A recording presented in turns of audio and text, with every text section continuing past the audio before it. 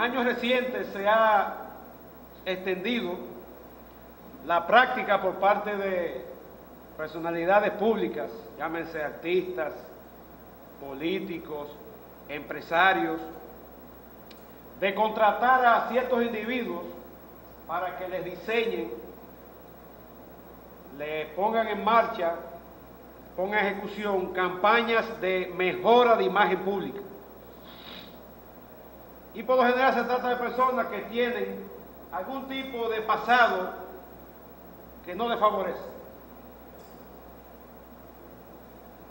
Y entran en una faceta de sus vidas y requieren presentar ante el público una imagen diferente de lo que ya se conocía. Y por eso buscan a estas personas que se han especializado en diseñarles, utilizando la prensa, utilizando conferencias y más ahora con el auge de las redes sociales, pues buscan presentar ante la opinión pública una imagen de este individuo que lo contrata, y por lo general la imagen es de alguien pulcro, honesto, serio, capaz. Y en el fondo, quien lo contrata lo que buscan es mostrar que ellos se consideran así, independientemente, a pesar de su pasado o quizás de su presente, quieren presentar ante los demás esa imagen, porque se consideran ellos mismos como personas serias, honestas y en que se puede confiar. Y lo triste del caso es que muchas veces esas campañas se diseñan buscando mejorar a esta persona por el detrimento de otras. Y hay muchos ataques y críticas, menosprecio, denostando fama, conducta de otros para resaltar a los primeros. Y lamentablemente eso es así porque la mayoría de nosotros, por no decir todos, tenemos esa cualidad de querer aparentar que somos justos delante de los demás. Y en el plano espiritual pasa lo mismo. En el plano espiritual, cada ser humano se puede decir que es su propio creador de su imagen. Y quiere, porque así lo piensa, al pensar en la eternidad y a pensar en su relación con Dios, piensa, se considera que es muy bueno. Se considera que es una persona meritoria delante de Dios. Es más, llega a pensar que Dios le debe por ser tan buenos, por ser personas que cumplen moral y espiritualmente.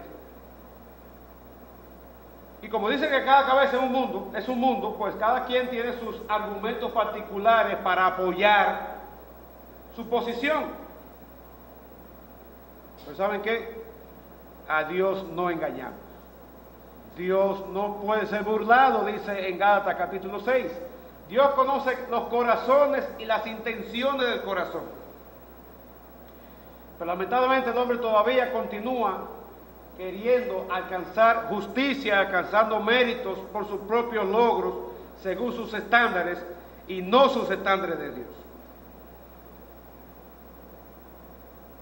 No queremos llevando los criterios divinos para entrar al reino, sino por nuestros propios criterios. Y para personas que piensan así, es esta porción de escritura que hemos leído en Lucas capítulo 18, versículos 9 al 14.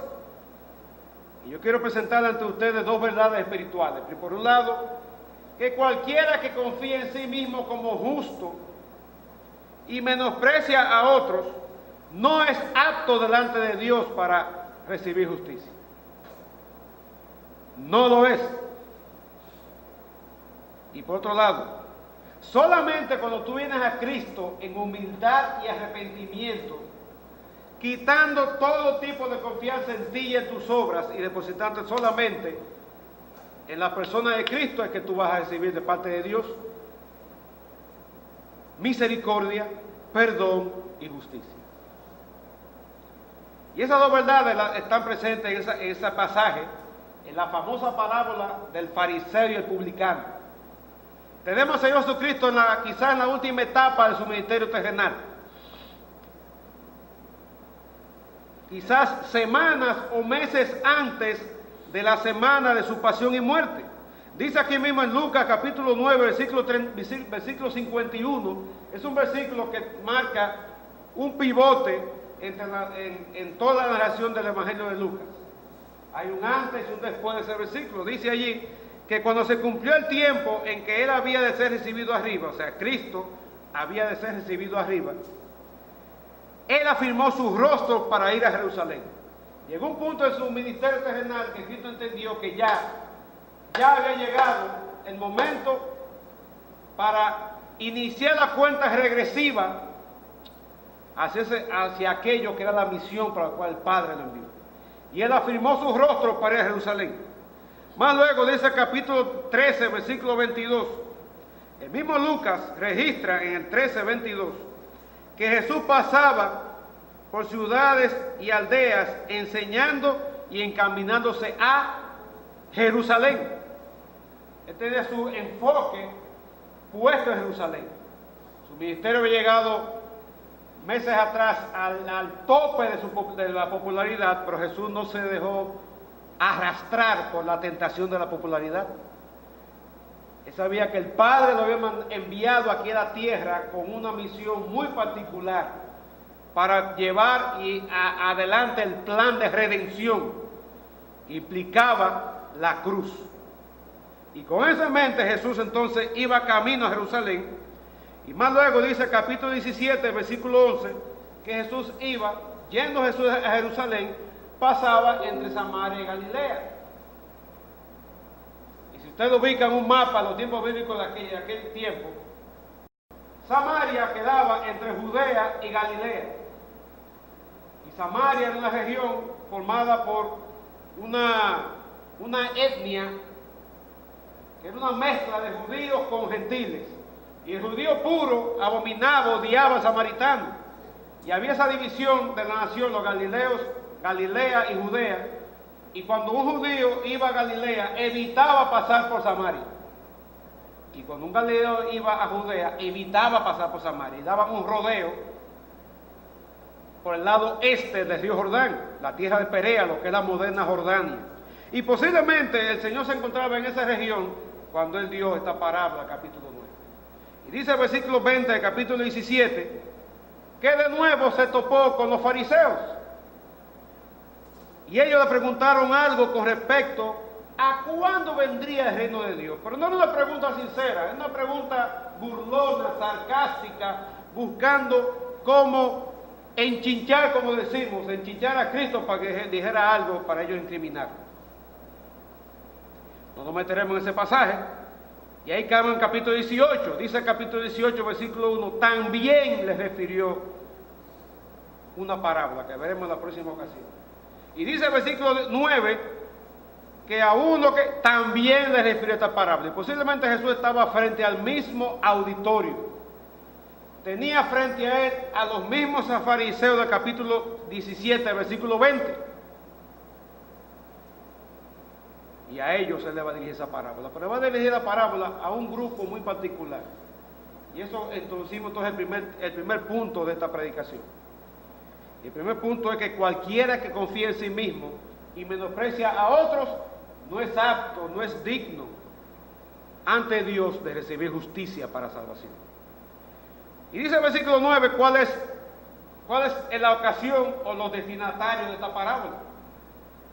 Había allí un grupo, como Jesús, como Dios que es, era y que es, y conocía los corazones de los hombres, y como dice al final de Juan capítulo 2, Cristo no necesitaba que nadie le diera testimonio de lo que había en el hombre, porque Él conocía lo que había en el corazón del hombre. Él sabía que en ese grupo que le escuchaban, posiblemente formado por fariseos, pero ¿y dónde estaban los discípulos? Jesús no andaba solo. Yo creo que los discípulos estaban ahí en ese grupo y algunos de ellos caían en esa categoría que está aquí en este versículo. Dice que Jesús se dirigió a un grupo que tenía dos cualidades negativas. Una cualidad espiritual, y es que ellos confiaban en sí mismos como justos. Ellos se consideraban, estaban persuadidos, estaban convencidos que eran personas justas. Habían hecho un excelente trabajo de mejora de imagen y ante los demás exhibían una pantalla, una máscara de que eran personas justas. Y no solamente lo exhibían exteriormente, sino que interiormente ellos se consideraban, se creían, estaban persuadidos, estaban convencidos de que eran justos. Estaban convencidos de que eran personas aptas delante de Dios. Creían, en el Nuevo Testamento la palabra justicia denota rectitud, denota una persona que vive una vida o tiene una conducta recta, ya sea basada en estándares humanos o en estándares divinos. Lamentablemente el hombre por lo general tiende a basar esa rectitud en criterios y en formulaciones humanas, como veremos más adelante. Y en segundo lugar, la segunda característica que tenía este grupo, además de una característica espiritual negativa, era una característica moral negativa. Y dice al final que ellos menospreciaban a los otros. Y creo que la palabra menospreciar no requiere mayor desglose en cuanto a su significado. Originalmente significa hacer algo o considerar algo como de menor valor. Es cuando usted desprecia de manera total y absoluta a algo o a alguien como que no tiene valor, no significa nada, no tiene ningún tipo de utilidad. Y estos señores, además de considerarse a ellos mismos como personas justas delante de Dios, delante de los hombres, y a mí mismo que pensaban que, como decimos, se la estaban comiendo con Dios, eso hacía que miraran a los demás con menosprecio. Vean a los demás con aire, ¿verdad? Con un aire de altanería, inflados en su orgullo propio, y vean a nosotros como cucarachas, ratones o como cualquier otro bicho, y los menospreciaban. Y yo me pregunto cuántos de los que estamos aquí en esta mañana, y yo me incluyo, caemos en una de esas dos categorías. ¿Cuántos de los que estamos aquí, yo les animo a que vayan desde ya, no porque lo digo yo, sino porque el Señor dice su palabra, haciéndonos una especie de análisis introspectivo? ¿Acaso me creo yo que soy justo por mi propio criterio? ¿Acaso me considero ser una persona recta, honesta, seria delante de los demás? Y esa es la imagen que proyecto, esa es la figura que presento y que quiero y que le vendo a los demás, cuando en el fondo Dios sabe que yo soy diametralmente opuesto a eso. Hace esa consideración especialmente cuando otros me aúpan y me saludan y de alguna manera me exaltan. Eso me hace que me crezca y vea a los demás inferior a mí mismo. Y tú y yo, si somos sinceros, algo tenemos de esas dos características negativas. ¿Sabe qué? Para ese grupo de personas que está descrito en ese versículo 9, y para ti y para mí, es la siguiente parábola. Porque dice ahí que a unos que confiaban en sí mismos como justos y menospreciaban a los otros, el Señor dijo también esta parábola. Y de nuevo, esta parábola es para ti y es para mí. Porque si nos descuidamos y nuestra carne es débil, nuestra conciencia o nuestra manera de pensar pecaminosa es muy hábil, si nos descuidamos nos encontramos en algún momento de nuestra vida teniendo esas mismas cualidades, de creernos o considerando que somos justos delante de los hombres y delante de Dios, creyendo que tenemos méritos, que oye, Dios tiene que estar feliz y contento conmigo, porque mira, vine a la iglesia hoy, cargo con mi Biblia, canté a todo pulmón, los 3 hijos que pusieron hoy en la mañana, oré, traje mi ofrenda, la di y me fui. Me fui para mi casa. Dios tiene que estar agradecido de mí, porque cumplí. Eso es confiar en uno mismo como justo. Y cuando me entero, y el hermano, no vino, no he ido, ¿y por qué no vino? No, porque tiene un examen, o tiene una clase, y yo decía, mira esto. Yo sí vine. Yo estuve aquí. Yo vine al culto, aquel que no vino, ay, Dios tenga misericordia. comenzamos a menospreciar. Así que, hermano, miren, este pasaje no es para los fariseos o para los discípulos de aquel tiempo. No es para el vecino suyo. No comienza con el ministerio de la paz. ¿Sabes el ministerio de la paz? Eso es para... pero el vecino que... esto es para santos. Te creas para lo tuyo. Ese es el ministerio de la paz. Esta parábola es para ti y para mí. Ahora, ¿en qué consiste la parábola? Vamos a la narración. Y es sencilla. El Señor dice, habla de dos hombres. Versículo 10. Dos hombres que fueron a un mismo lugar y fueron con un mismo objetivo. Dos individuos que dice que subieron al templo.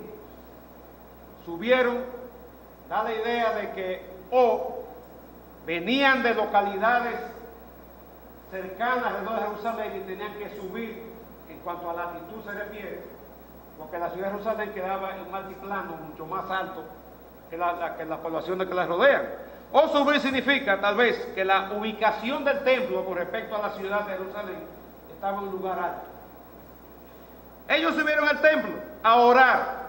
Tal vez iban a algún tipo de reunión pública, o quizás iban cada uno al templo a presentar sacrificios, ofrendas, como una manera de tener un tiempo de comunión con Dios, un tiempo devocional.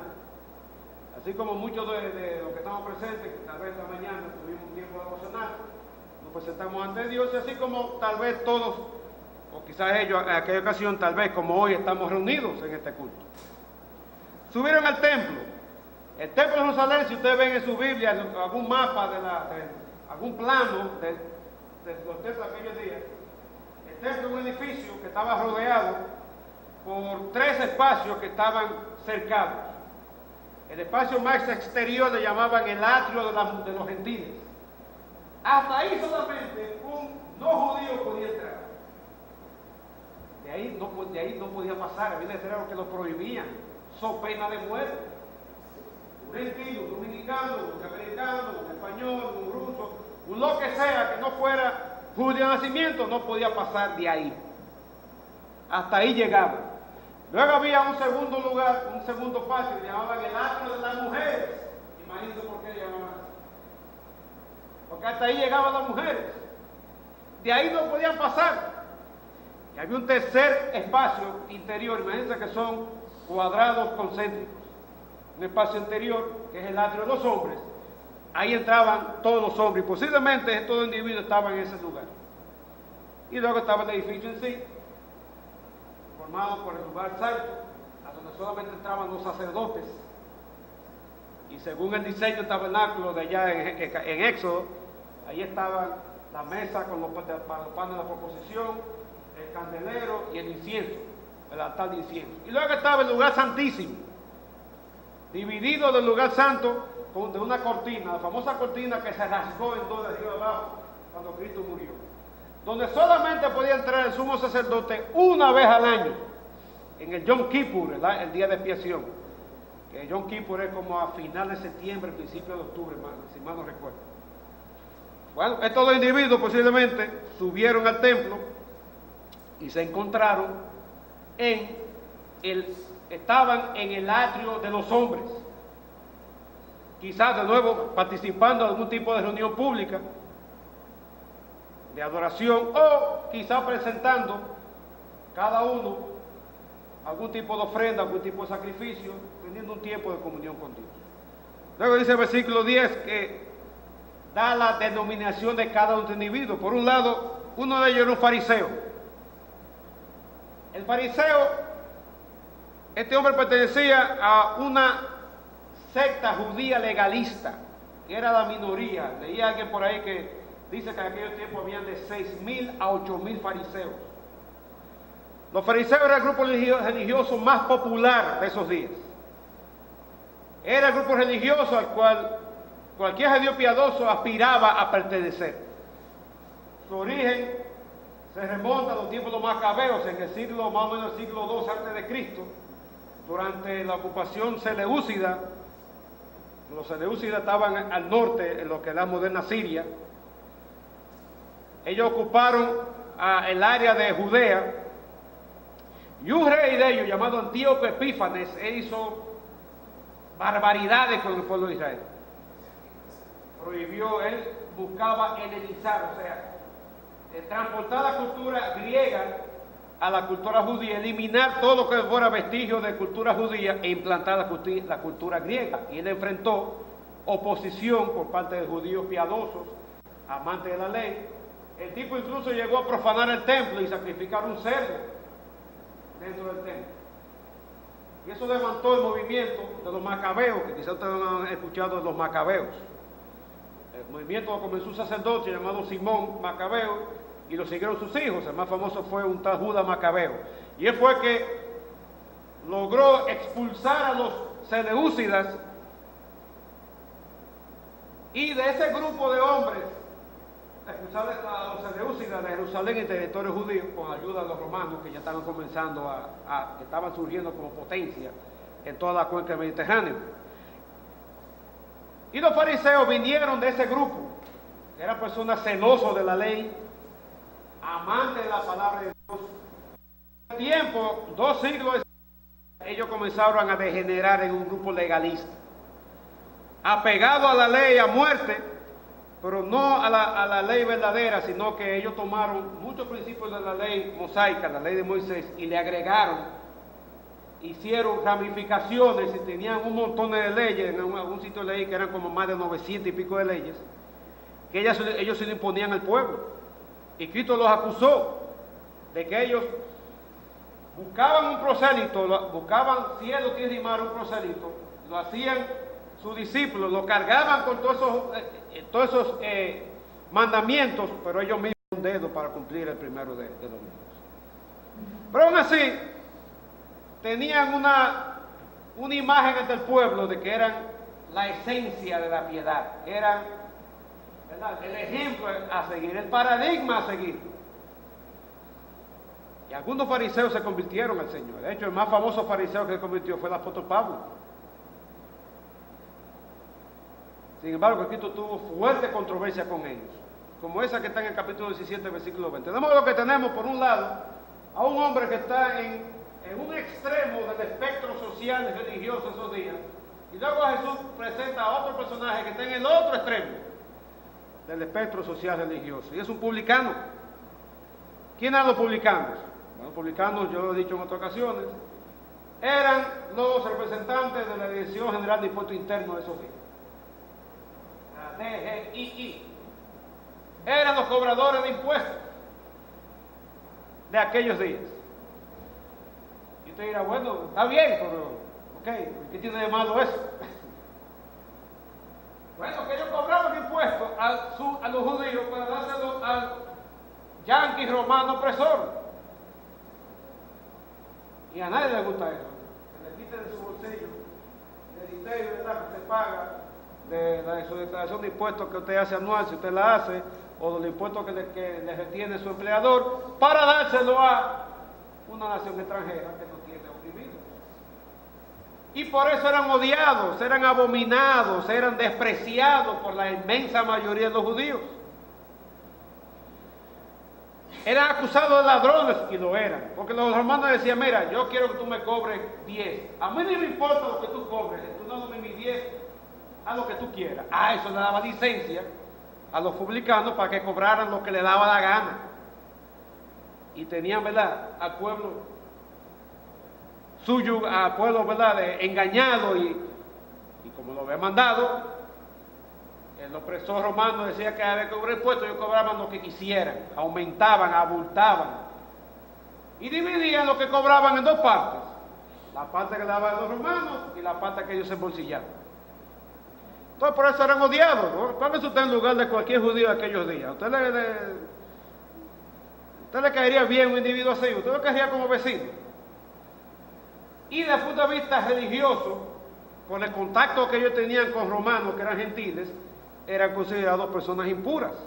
Eran traidores, ladrones, estafadores, y aparte de eso, eran ceremonialmente impuros porque tenían que verse con gentiles para la repartidera, ¿verdad?, para presentar cuentas y para rendirle informes. Y aquí tenemos entonces dos individuos. Por un lado, un representante del grupo moralista, legalista, personas que se apegaban estrictamente a la ley, pero lo hacían de la boca para afuera. Pero ante el pueblo tenía una imagen de que eso era el paradigma a seguir. Y por otro lado tenemos un individuo materialista, un individuo mundano, un individuo que abominable, odiado, y los dos subieron un día al templo con el mismo propósito. Estaba en el mismo lugar, pero no estaba reburujado. Y luego los versículos 11 y 12 nos muestra, el Señor entonces se va a enfocar en el fariseo. Y vamos a ver su postura, su oración y su actitud.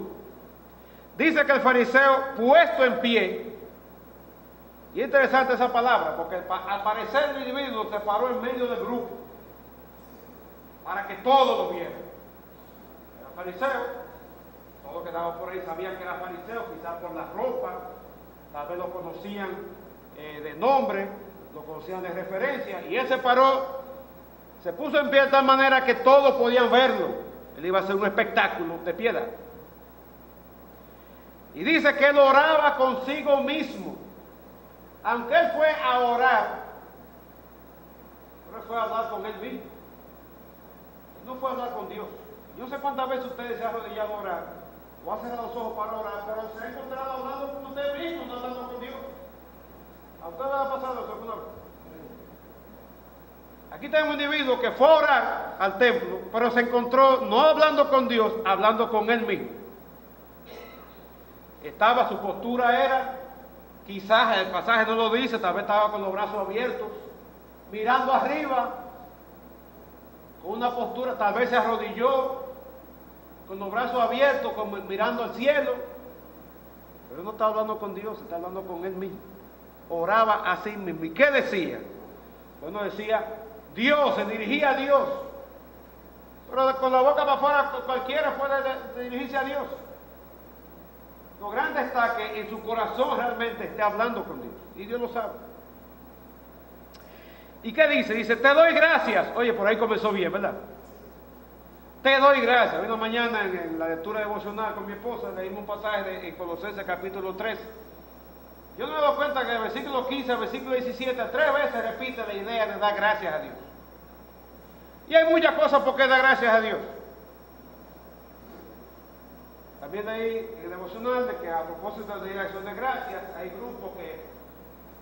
grupos cristianos que toman la ocasión en Estados Unidos para dar gracias. Y hay una dinámica en que cada quien en 2 o 3 segundos dice algo, ¿por qué dar gracias? Sin repetir lo que otro ha dicho. Y eso es bueno. Da gracias por la vida, por la salud, por la provisión, por la familia, por la paz, por todo. Todas las bendiciones que Dios nos da. Da gracias a Dios en todo. Ahora miren por qué este hombre daba gracias. Si estaba hablando, orando consigo mismo, miren por qué da gracias. Él se enfoca en su persona. Él se enfoca en su conducta y sus palabras para sí mismo denota que un hombre que llegó allí lleno de orgullo, lleno de ostentación, lleno de autojusticia.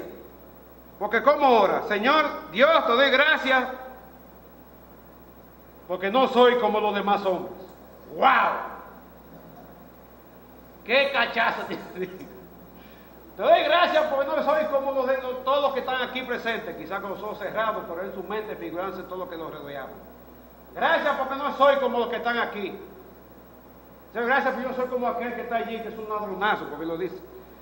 No soy como los demás hombres, ladrones, injustos, adúlteros. Y ahora que está de moda los de Brecht, la corrupción estatal, la corrupción a nivel público, los que cantan dembow, los que rap, toda esa mujer acá. Y que usted ve en internet, en las redes sociales, en películas, en la prensa, cómo visten, cómo se peinan, cómo se conducen, los pleitos que tienen. Oye, me hay razón para decir, Señor, gracias que no soy como Michael Jackson. Oh Dios, gracias que yo no soy como el rapero X por ahí que murió sobre 12, como el otro, que hay una película ahora, Gracias por no ser como Freddie Mercury. No sé qué ustedes saben quién es Freddie Mercury. El grupo Queen, un homosexual a marca mayor. Pero lo están glorificando con una película. Y usted quizá puede decir, Señor, gracias, pues yo no soy como la gente de los que están metidos en el nido de Brecht, o como los que están metidos en la Sunland, o lo que sea. O gracias, Señor, porque yo no soy como una vecinita que es una llameadora. Un libro que me sacaron más muerte que cada por ahí. Yo me libre de poner mis ojos en ese libro. Y usted dirá, oye, pero hay tanta gente por ahí, tanta gente con tantas ocupaciones y con estilo de vida tan deprimente que, óyeme, pero ese no es el sentido de la gracia, porque ¿qué estaba demostrando este individuo aquí? Estaba demostrando que menospreciaba a los demás. Menospreciaba a los demás porque él veía que ellos, entre comillas, hacían cosas que él no hacía, o que tenían conductas o tenían manera de vivir que él no vivía, y por eso daba gracia a Dios. Y ese es el colmo del orgullo, de la ostentación, de un corazón que quiere presentarse delante de Dios como alguien que por su conducta tiene méritos, porque denosta, degrada, menosprecia a los demás. E incluso parece que se dio cuenta que el publicano andaba por ahí. Porque dice, mira, Señor, hasta gracias porque no soy como el publicano ese que está allá atrás, ese ladronazo, ese traidor, ese mundano, ese hijo de él, y no va a poner el resto. Y a veces, hermano, tú no has encontrado, yo me he encontrado así, a veces tú no has encontrado sintiéndote feliz, contento, porque no eres como el alfa, ¿cómo se llama el otro? Todos esos que andan por ahí, como uno que leí en la prensa que por encima de lo que la Comisión de Espectáculo Público le ha prohibido, él como quiera sigue tirando canciones donde exalta la marihuana y el consumo de drogas y la promiscuidad, ese tipo de cosas. Gracias a Dios que yo soy como ese individuo. O gracias, Señor, que yo no estuve en el grupo de los 5 que se mataron en el accidente del helicóptero que se cayó antes de ayer, hoy por la Romana. O gracias, Señor, por esto. Gracias, Señor, porque no soy así, no soy asado. Porque en el fondo, vamos a creer la mentira de nuestra carne y del diablo, de que nosotros tenemos mérito delante de Dios. Mérito porque nos comparamos. Y ese es el problema cuando comenzamos a comparar. Nos comparamos con aquel, con el otro, en lugar de compararnos con Cristo, debe ser nuestro espejo, debe ser nuestro paradigma, debe ser nuestra norma de comparación. No, ahí no, porque eso está demasiado alto. Dame compararme con uno más chiquito que yo, para poderme sentir algo o ser alguien. Luego en el versículo 12, entonces el hombre se enfoca, luego de enfocarse en su conducta se enfoca en sus hechos. Y dice el versículo 12, ayuno 2 veces a la semana. Y él está diciendo aquí que él hace mucho más allá de lo que la ley le pedía. La ley solamente exigía al judío que ayunara 1 vez al año, en el día de expiación, en el Yom Kippur. 1 vez al año. Y los ayunos adicionales eran optativos, eran voluntarios y tenían una connotación de penitencia, una connotación de búsqueda del rostro de Dios, pero en una situación especial. Y dice también que él daba diezmo de todo lo que ganaba. ¿Sabe lo que es este individuo? Este individuo, por ejemplo, él recibía algo que ya alguien había diezmado de eso, y él no sabía, entonces él diezmaba de eso que ya otro había diezmado. Él diezmaba sobre el diezmo. Y lo estaba publicando. Si usted lee Mateo capítulo 6, versículos del 1 al 15 por ahí, y esto dice que hay 3 cosas que tú y yo debemos hacer, y debemos hacer en secreto. Es orar, ayunar y dar limosna. Pónganle ofrendar. Hacer eso en secreto, que eso nadie tiene que darse cuenta de eso. Yo recuerdo una vez que hubo un famoso evangelista puertorriqueño que publicó un libro de los 40 días de ayuno de fulano de tal. Y él dice que comenzó un ayuno y puso a alguien que le tirara fotos cada día de ayuno. Así está fulano ayunando el primer día, fulano ayunando el segundo, fulano el tercero. Él publicó un libro de eso. Y yo me pregunto, ¿y dónde está entonces Mateo capítulo 6? Que dice que cuando tú ayunes, ayudes, hazlo escondido, que solamente Dios lo sepa. Y cuando tú termines, párate de ahí, lávate la cara, ponte crema, peínate, cámbiate la ropa, que nadie se entere que tú ayudaste, solamente Dios. Ah, no, pues este individuo, aunque lo estaba hablando para él mismo, pero él no lo estaba publicando. Mira Dios todo lo que yo hago, más allá de lo que me pide. Y por eso él se estaba considerando una persona justa a sí mismo. Él pensaba que porque sus obligaciones religiosas, él las llevaba mucho más allá de lo que la ley pedía, ya tenía a Dios agarrado por la falda. Dios estaba comprometido con él. Ya Dios tenía una deuda con él. ¿Y cuántas veces tú y yo tenemos quizás ese pensamiento? Ya sea que seamos creyentes en Cristo o todavía no, ponemos nuestra esperanza en lo que somos o hacemos. Hay personas que basan su condición con Dios en base a lo que creen. Y por eso hay tantas religiones. Todas las religiones, todas las filosofías, vienen por haber, son maneras del hombre de tratar de resolver sus problemas con Dios, pero a su manera, no a la manera de Dios. Y por eso hay tantas religiones, tantas filosofías, tantos esquemas de pensamientos para explicar o para definir tres preguntas que el hombre se hace: ¿de dónde vengo? ¿Qué hago aquí? ¿Y para dónde voy? Y por lo general, la más socorrida es el esquema de las buenas obras. Si tú haces buenas obras, tú te portas bien, eres un buen ciudadano, cumples las reglas de tránsito, eres buen empleado o buen empleador, eres padre cumplidor, o eres hijo obediente, eres esto, eres lo otro, eres lo otro, eres lo otro.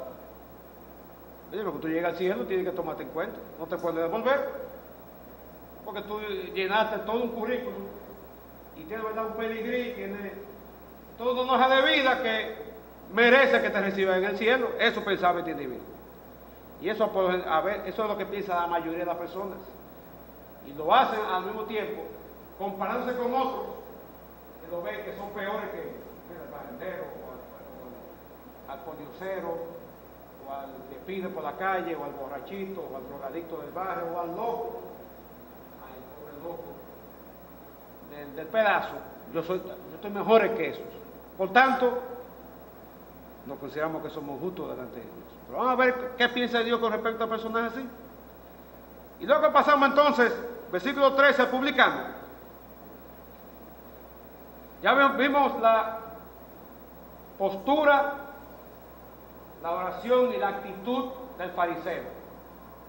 Y el publicano dice que estaba en el mismo lugar. Recuerden que ambos fueron al mismo lugar, al templo, posiblemente al patio del templo, al atrio de los hombres. Ambos fueron con el mismo propósito. Pero dice que el publicano, ¿cuál es su actitud? Dice que él estaba lejos. Él quizá estaba en un rincón, pegado a la pared, donde quería pasar desapercibido. ¿Tú crees que nadie lo viera, tal vez por vergüenza? Quizá por su condición socioeconómica y religiosa esos días, que nadie quería saber de él. Dame quedarme aquí, no sé que alguien me ve, me dé un vejigazo y se la quite conmigo. Más bien yo creo que estaba ahí porque sentía vergüenza con Dios.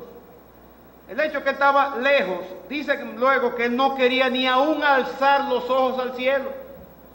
El fariseo posiblemente estaba con los brazos abiertos, hincado, parado, mirando al cielo. Pero este hombre ni siquiera quería alzar la vista al cielo, estaba cabizbajo.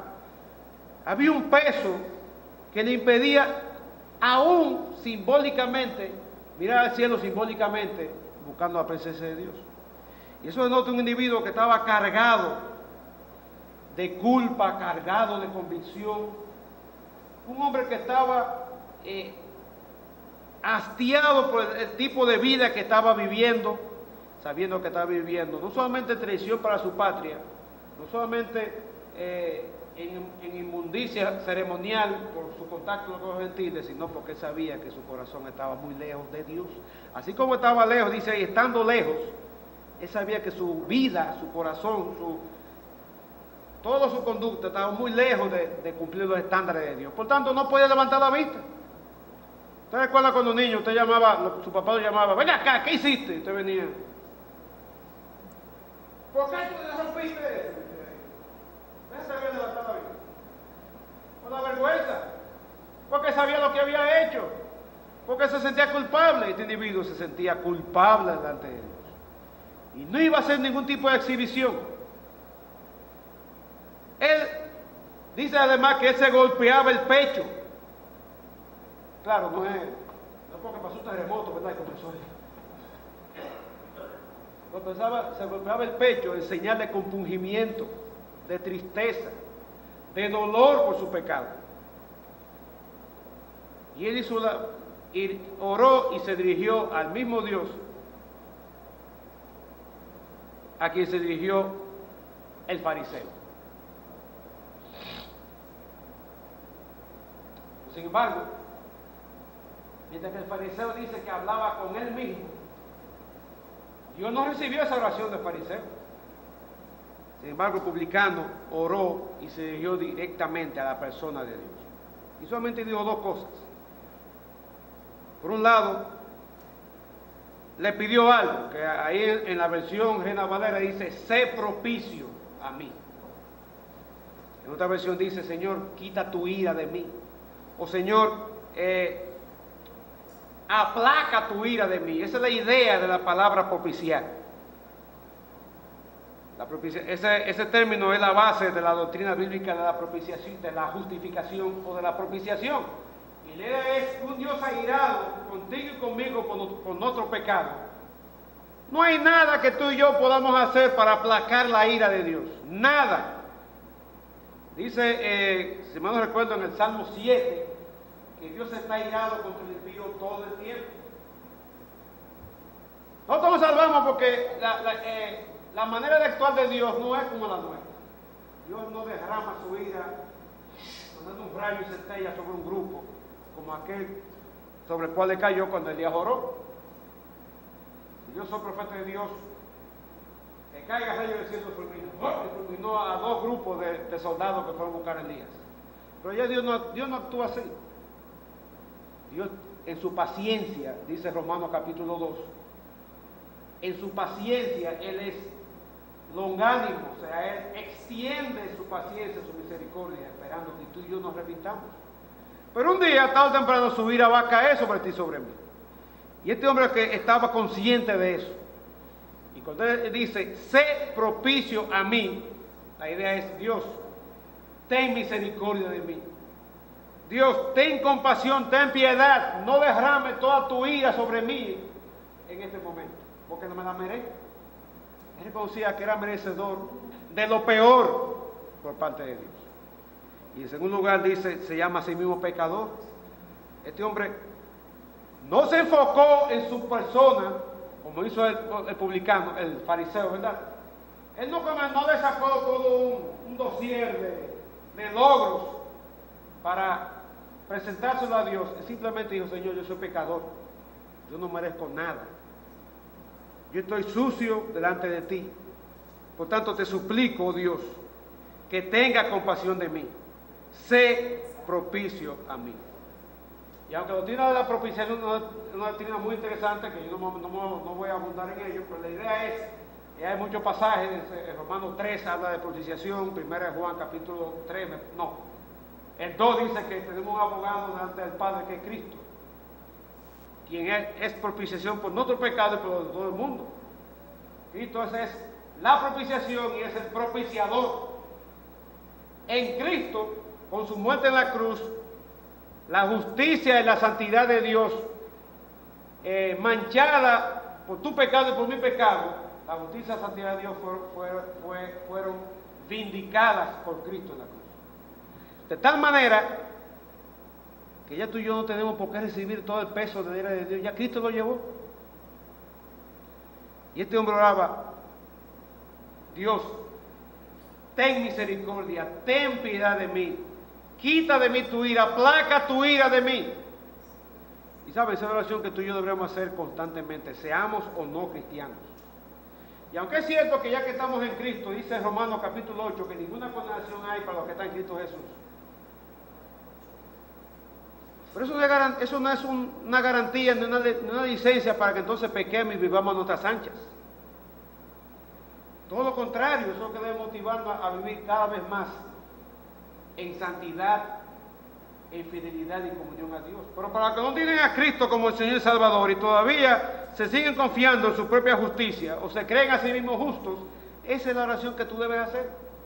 Dios, sé propicio a mí, ten misericordia de mí, aplaca tu ira de mí porque soy pecador. Y ahí termina la parábola. Luego viene el versículo 14 y con esto terminamos, es el epílogo y la enseñanza de la parábola. Pero antes de eso, hagamos un resumen de estos dos hombres.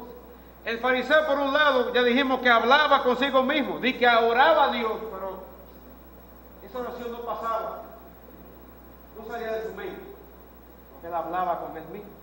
El fariseo podía ver los pecados de otros. Vio por allí, mire el ladronazo aquel, ay, gracias, yo soy como ese ladrón. Vio al otro, mire, es injusto, eso no se ajusta a las leyes. Gracias Dios, no soy como ese. Ay, mira aquel, adúltero, botó la mujer y se fue con otra. Yo, gracias, no soy como él. Pues mire, publicando allá, ese ladronazo traidor, gracias, no soy como él. Él se enfocó en los pecados de otros, pero no se enfocó en los propios. Él no miró su propio pecado. Por otro lado, él se jactaba de sus acciones, de su conducta y de sus hechos. Y por tanto, miren lo que dice el versículo 14, ¿qué pasó con él? Por otro lado, tenemos al publicano. El publicano oraba a Dios con un corazón compungido, vergonzoso, un corazón totalmente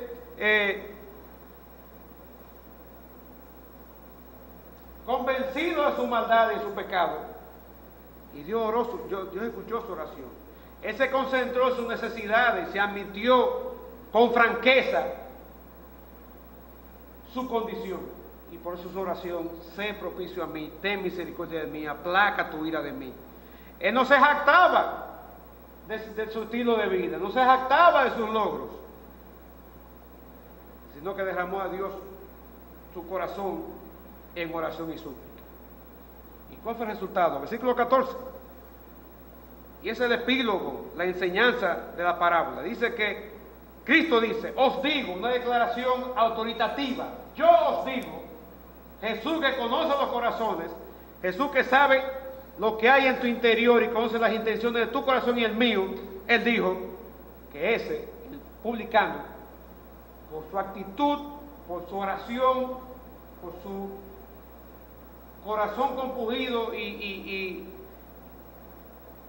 arrepentido, dice que él descendió, él regresó a su casa justificado. ¿Y qué pasó con el fariseo? Dice que el fariseo no descendió a su casa justificado. Dios no escuchó la oración del fariseo. Dios no atendió la oración de un hombre que fue confiando en su propia justicia, en su propio criterio, en sus propias normas y se puso a un lado las normas de Dios. El Señor se fijó en un hombre que derramó su corazón delante de Dios, se quitó totalmente él del medio, no tuvo en cuenta ningún tipo de méritos y simplemente le pidió a Dios que tuviera misericordia y tuviera compasión de él. Ese señor, el fariseo, el publicano, descendió a su casa justificado. ¿Qué significa justificado? Significa que Dios lo declaró como una persona justa. Es un término legal que se usaba en esos días. Vamos a traerlo al renglón humano. Vamos a suponer que hay un juicio sobre un individuo a quien acusa de algo. Y le buscan todas las pruebas por haber, ¿verdad? El Ministerio Público, el abogado acusador, y tiene un abogado defensor que trata de demostrar que todas las acusaciones son falsas. Y presentan todas las acusaciones, las contraacusaciones ante un juez. Y el juez evalúa y dice, es que las acusaciones de ustedes contra este señor no tienen base, no tienen asidero. Yo no le doy peso, sin embargo, la defensa tiene toda razón, por tanto, declaro que ese hombre es libre. Declaro que todas las imputaciones contra él son infundadas, lo declaro justo. Y esa es la idea de la palabra justificado. Delante de Dios, este hombre, por haber dependido en la justicia y en la gracia divina, y no en sus méritos, y haberse presentado a Dios con un corazón como el que hemos descrito, Dios lo declaró una persona justa. Dios lo contó como alguien justo. ¿Y por qué Dios hace eso? ¿Qué hay que hace que Dios haga ese tipo de trastrueque cuando un pecador se arrepiente? Es porque ya hubo uno que pagó tu pecado y por mi pecado, que es el justo y el verdadero, y es el Señor Jesucristo. Y hay un proceso teológico medio complicado, pero no nos ayuda mucho. Simplemente Dios tomó tu pecado y el mío y lo puso en Cristo cuando estaba en la cruz. Cristo muere en la cruz, da su vida por ti y por mí. Como dije, Él vindicó la justicia y la santidad de Dios, manchada por tu pecado y por mi pecado cuando murió en la cruz. Su muerte en la cruz satisfizo a Dios por completo. Por eso cuando Cristo murió, Él dijo, consumado es. Consumado es un término comercial de esos días, que cuando alguien, por ejemplo, como modernamente, usted firma, usted coge un préstamo, o coge una nevera a crédito. Yo sé que todavía hacen eso, pero en mi tiempo, yo cogía cosas fiadas, me daban a llenar muchísimos talonarios según la cantidad de pagareces que yo me comprometía a pagar. Y cuando pagaba el último, me daban un documento que decía, ya usted no debe nada. Consumado es. Usted no debe absolutamente nada. Eso hizo Cristo en la cruz cuando dijo, consumado es. Toda la deuda de pecado que esta humanidad tenía con Dios, Cristo la pagó en la cruz. Y ahora esa justicia que Cristo ganó con su muerte en la cruz, Dios puede imputarla, acreditarla a la cuenta tuya y mía cuando creemos en Él para salvación. Y venimos ante Dios con un corazón contrito y humillado, como el caso de este publicano. Es interesante que en los versículos siguientes, ustedes pueden leerlo de 15 al 17, Lucas, que estructura su evangelio en base a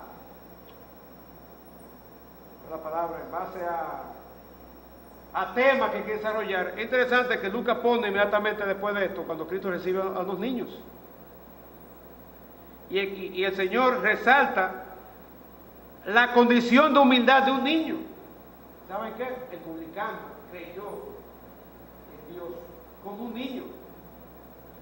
Mientras que el fariseo se bastó en su justicia, se bastó en sus méritos, menospreció no solamente a otros, sino menospreció a Dios. Y por eso descendió a su casa, no justificado. Y puede ser que esta mañana tú hayas venido aquí a este culto, yo no sé con qué propósito. Yo no sé si yo vine con el propósito con que tú viniste. Pero todos estamos aquí. Venimos de lugares diferentes, venimos de contextos diferentes, estamos en el mismo lugar. Venimos a cantar, a adorar, a escuchar una predicación, en el caso mío, a presentarse. Yo estoy igual que ustedes. Ahora, cada corazón Dios lo conoce. En esta mañana aquí presente, Dios sabe cuál es la actitud de cada corazón en esta mañana.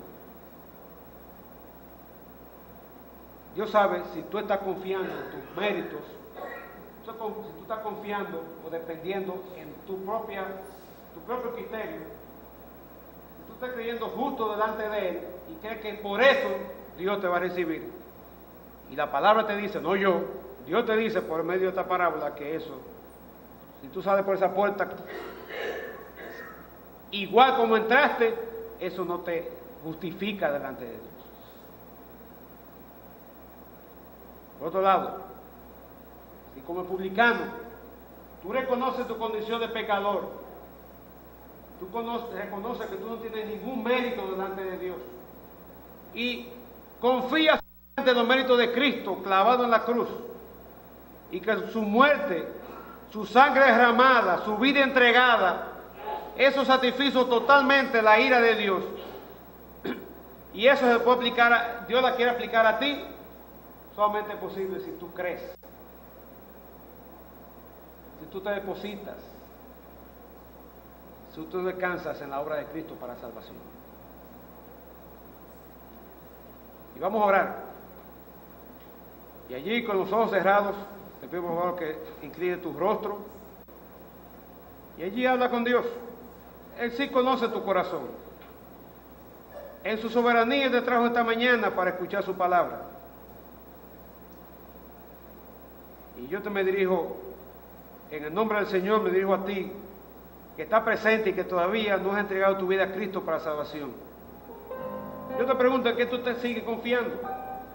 ¿Sigues dependiendo en tus méritos, en tu justicia, en tu propia sapiencia, en tu propia opinión? ¿O vas a descansar totalmente en la justicia y en la obra de Cristo en la cruz y entregar tu vida a Él en arrepentimiento y confesión de pecado? ¿O seguirás caminando creyendo que todo está bien y que te está llevando Dios por delante? Si es así, tú vas a salir por esa puerta igualito como entraste. Y ese no es el deseo de Dios para ti esta mañana. Pues yo te invito, allí, si tú estás dispuesto a recibir a Cristo como Señor y Salvador, yo te invito a que allí en tu asiento tú hables con Dios. Hable con Dios, no hable contigo mismo, habla con Dios allí en tu interior y reconoce tu pecado. Reconoce que eres pecador, reconoce que no mereces nada, porque nada somos delante de Dios. Y pide al Señor que tenga misericordia de ti. Ya esa oración del publicano, en un sentido, ya esa oración fue cumplida. Cuando Cristo murió en la cruz, con su muerte, Él ha hecho propiciación por todos nosotros. Ahora nos toca a ti y a mí recibir los beneficios de eso. Por eso se recibe por medio de la fe. Por medio de la fe. Yo no te puedo dar a ti propiciación. Tú no me puedes dar a mí, el pastor no me puede dar a mí ni a ninguno de nosotros. Cristo sí nos puede dar si tú confías en Él. ¿Estás dispuesto a entregar tu vida a Cristo esta mañana? Yo no puedo pedir que levanten la mano, pero si alguien hace una oración así, yo le animo a que se acerquen a uno de los hermanos y lo comuniquen para ayudarles a comenzar a caminar en la nueva vida con Cristo. Y tu hermano que está allí sentado, habla con el Señor y pregúntate, ¿por qué tú crees que tú eres salvo? ¿Crees que eres salvo porque una vez hiciste una oración y ya? Y después de ahí, ¿cómo es en tu vida? La oración no salva a nadie, porque salva la fe en Cristo. Luego, demostrar con tu vida la realidad de esa decisión. ¿Estás tú todavía creyendo que tienes mérito delante de Dios? No tenemos ningún mérito. Lo que sea que somos es por gracia, favor y merecido. Y lo que no tenemos, comenzando con la bendición eterna y con misericordia, Dios no nos da lo que no merecemos. Es una buena oportunidad para darle gracias a Dios y confesar cualquier pecado de autoconfianza, de autojustificación, y pedir al Señor que, como el pastor dijo cuando estaba en su intervención, y mencionó esa cita en Salmo 16, que nuestro mayor anhelo sea solamente el Señor. ¿Cómo dice Salmo 16? Decir a mi alma, todo mi agrado está puesto en Dios y en nada más. Así que Padre, sigue hablando a cada corazón esta mañana. Glorifícate en medio nuestro y ayúdanos, Señor, a cada día, si hemos creído en Cristo para la salvación, cada día a crecer, reconociendo y agradeciendo de tu gran obra de misericordia en nuestro favor y tu gracia, que es abundante y es increíble. Sigue tocando los corazones, Espíritu de Dios, de aquellos que todavía no han entregado su vida a Cristo para la salvación.